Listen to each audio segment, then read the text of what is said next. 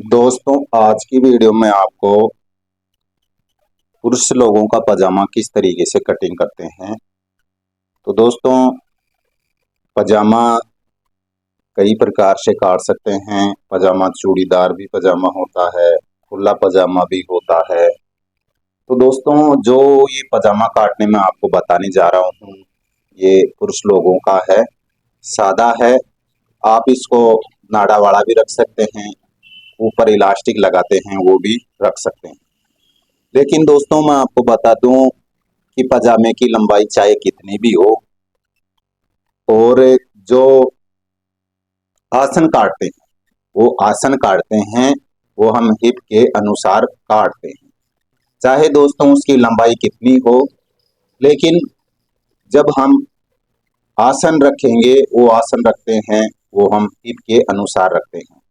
तो दोस्तों, कुछ फार्मूले हैं, कुछ तरीका है, मैं आपको बता देता हूँ कि किस तरीके से हमें आसन रखना चाहिए। मेन बात होती है दोस्तों, यानी कि जो हम आसन रखते हैं, यदि हम आसन सही तरीके से रख देंगे और जब हम कटिंग करके बनाएंगे तो दोस्तों परफेक्ट तरीके से बनेगा। लेकिन यदि आपको आसन रखने का फार्मूला या तरीका नहीं है तो आप पजामे की कटिंग नहीं कर सकते हैं। तो दोस्तों, मैं आपको कुछ फार्मूला लिख देता हूँ, आपको मैं बता देता हूँ।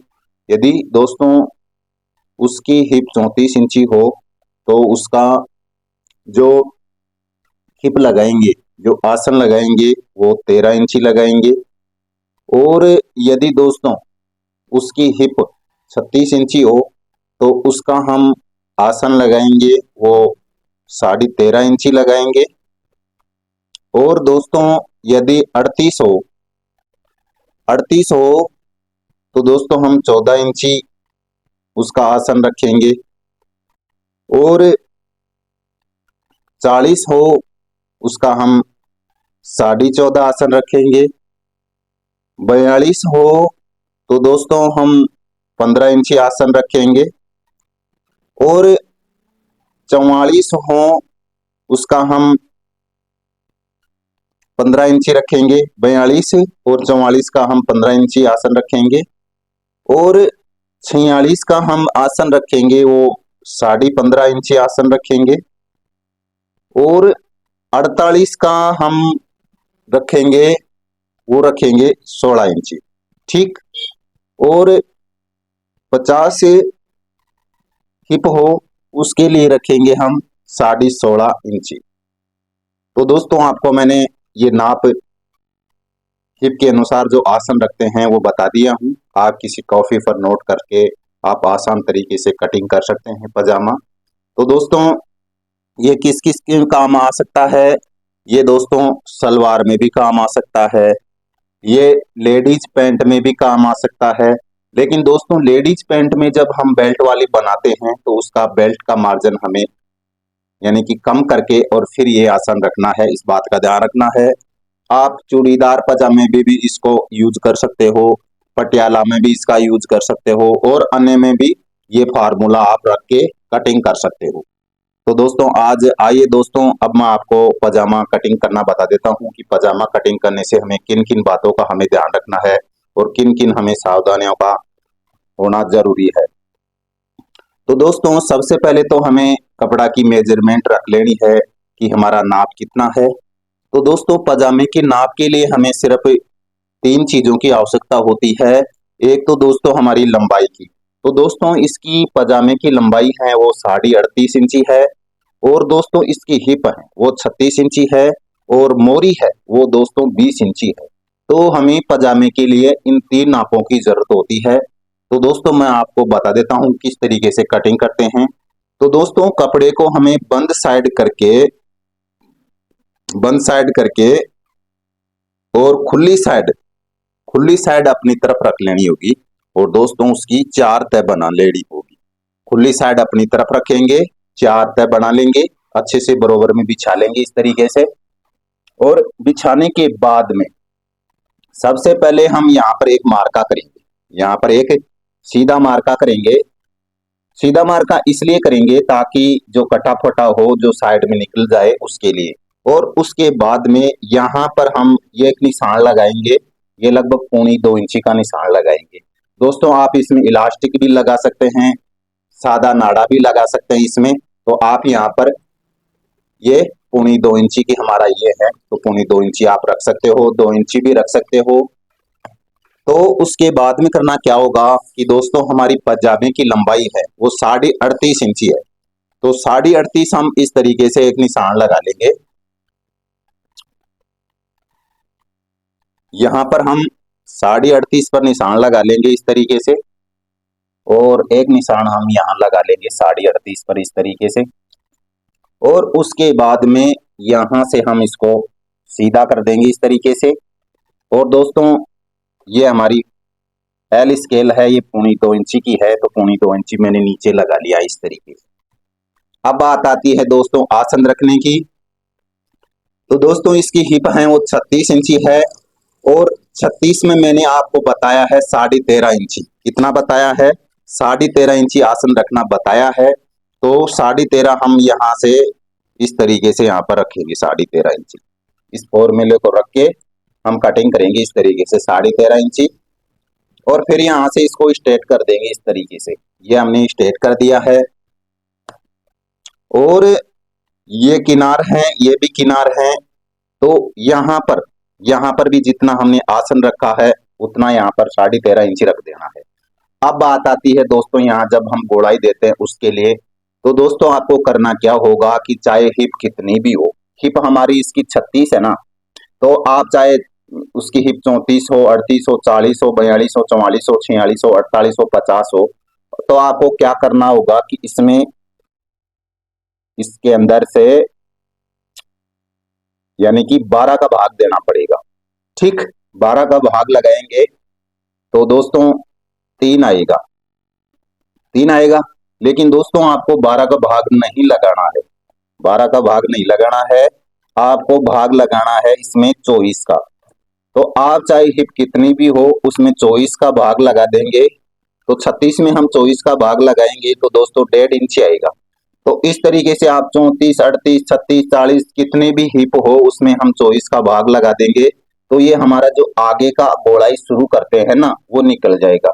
तो इसमें दोस्तों 1.5 इंची लगाना है। इसमें कितना लगाएंगे? तो इसमें 36 में हम 24 का भाग लगाएंगे तो 1.5 इंची आएगा, यानी 1.5 आएगा। और उसके बाद में ये हमने लगाया है 13.5 इंची, तो यहाँ से 13.5 इंची यहाँ पर एक निशान लगा लेना इस तरीके से। दोस्तों आप इसको इस तरीके से स्ट्रेट कर लेना है। ठीक, इस तरीके से हमने स्ट्रेट कर लिया है। और ये 1.5 इंची हमने 36 का 24 में भाग देके और 1.5 लगा लिया, यानी 1.5 इंची। आप किसी भी साइज में आप हिप का 24वां भाग करके और यहाँ पर बढ़ा यानी कि एक्स्ट्रा जो गोलाई देते हैं उसके लिए आप लगा सकते हैं। दोस्तों ये तरीका मैं आपको बता रहा हूँ, ये पैंट में भी आप यूज ले सकते हो। इस तरीके से हमें ये गोलाई लगा देनी है। और अब बात आती है दोस्तों मोरी रखने की। तो दोस्तों मोरी किस तरीके से रखेंगे? तो दोस्तों इसकी मोरी है वो 20 इंची है। तो यहाँ पर हमें ये किनार है इसको छोड़ देना है, क्योंकि यहाँ पर हमारी सिलाई आ जाएगी। और इसकी 20 है, तो दोस्तों हमें क्या करना होगा, यहाँ पर हमें 10 इंची का निशान लगा लेना होगा इस तरीके से। और यहाँ पर हमें सिलाई मार्जिन रख लेना होगा। टोटल दोस्तों यहाँ से हमें 10.5 इंची ले लेंगे, आधा इंची सिलाई मार्जिन ले लेंगे। और उसके बाद में हम ये सैफ लेंगे। तो दोस्तों हम इस तरीके से इसको मिला सकते हैं। थोड़ा टाइट चाहिए आपको तो इस तरीके से भी यहाँ पर लगा सकते हो, और यदि आपको नॉर्मल चाहिए तो आप यहाँ से इस तरीके से भी कर सकते हो। और यदि आपको और भी ज्यादा नीचे से टाइट चाहिए तो आप इसका भी प्रयोग कर सकते हैं। तो दोस्तों मैं इसका प्रयोग करूंगा। इस तरीके से हम निशान लगा देंगे, और निशान लगाने के बाद में दोस्तों हमारी साइड में जेब होती है। तो जेब के लिए दोस्तों यहाँ से हम 5 इंची का निशान लगाएंगे, यहाँ से दोस्तों हम 3 इंची का लगाएंगे, और यहाँ से हम 5 इंची का लगाएंगे। तो यहाँ से मैंने 3 इंची का निशान लगा लिया है, और इसका खुला मुंह रख लेंगे 6 इंची। तो दोस्तों ये मैंने निशान लगा लिया है, और दोस्तों इसकी कटिंग कर लेनी है। तो दोस्तों मैं इसकी कटिंग कर लेता हूँ। आशा करता हूँ कि आपको ये तरीका अच्छा लगा होगा, और फार्मूला भी आपने रट लिया होगा। और यदि आपने नहीं रटा है तो दोस्तों आप इसको कहीं अन्य कॉपी में नोट कर सकते हैं। ये बहुत ही काम आने वाली चीज है दोस्तों। इस तरीके से इसकी कटिंग कर लेनी है। कटिंग करना भी बहुत ही आसान तरीका है दोस्तों, मैं आपको बता दिया हूँ। इस तरीके से आप किसी भी पजामे की कटिंग कर सकते हैं, चाहे पजामा कम हो चाहे ज्यादा मोरी का हो, इसके अनुसार आप कटिंग कर सकते हो। लेकिन दोस्तों चूड़ीदार पजामा है उसकी कटिंग अलग होती है, सादा पजामे की कटिंग अलग होती है, क्योंकि चूड़ीदार पजामे में अलग अलग नाप लेनी पड़ती है। इसमें दोस्तों हमें 3 नाप की जरूरत होती है, लंबाई की जरूरत होती है, हिप की जरूरत होती है और दोस्तों मोरी की जरूरत होती है। दोस्तों इसमें घुटने की लेने की जरूरत नहीं होती है सादा पजामे में। तो दोस्तों इस तरीके से मैंने आपको ये पजामा कटिंग करने बता दिया हूँ। तो आज की वीडियो में इतना ही, मिलेंगे और नई जानकारी के साथ। वीडियो देखने के लिए दोस्तों आपका बहुत बहुत धन्यवाद। और यदि आप इसका जेब भी काटना चाहते हो तो मैं आपको जेब काटना भी बता देता हूँ। ये हमारा साइड में निकला हुआ कपड़ा है। तो दोस्तों सबसे पहले हम यहाँ से 21 इंची का एक निशान लगा लेते हैं। यहाँ से हम 3.5 इंची का निशान लगा लेते हैं। 3.5 इंची का हमें यहाँ पर निशान लगा लेना है और उसके बाद में यहाँ से इसको मिला लेना है इस तरीके से।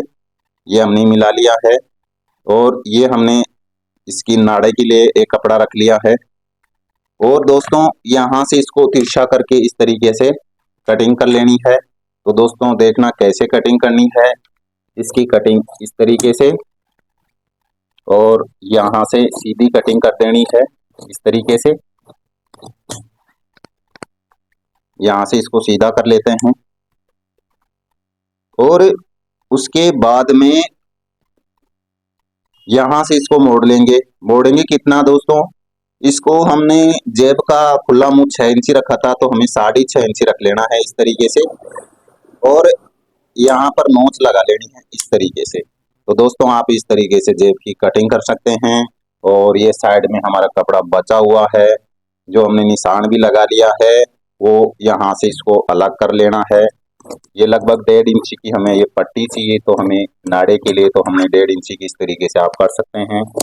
और इस तरीके से हमने ये क्रॉस में काट लिया है, क्योंकि दोस्तों हम क्रॉस में काटेंगे तो जोड़ होते हैं वो ऊपर नीचे नहीं आते हैं, यानी कि साइड में चले जाते हैं। तो हमारा जो सिलाई होती है वो सही होती है और दोस्तों वो मोटा भी नहीं होता है। यदि हम सीधा जोड़ेंगे तो मोटा हो जाता है और हम तिरछा जोड़ेंगे तो हमारी सिलाई है वो आगे पीछे हो जाती है। तो वहां पर सवाल ही नहीं होता है कि हमारा नाड़ा सही तरीके से न बने। तो आज की वीडियो में इतना ही। वीडियो देखने के लिए दोस्तों आपका बहुत बहुत धन्यवाद।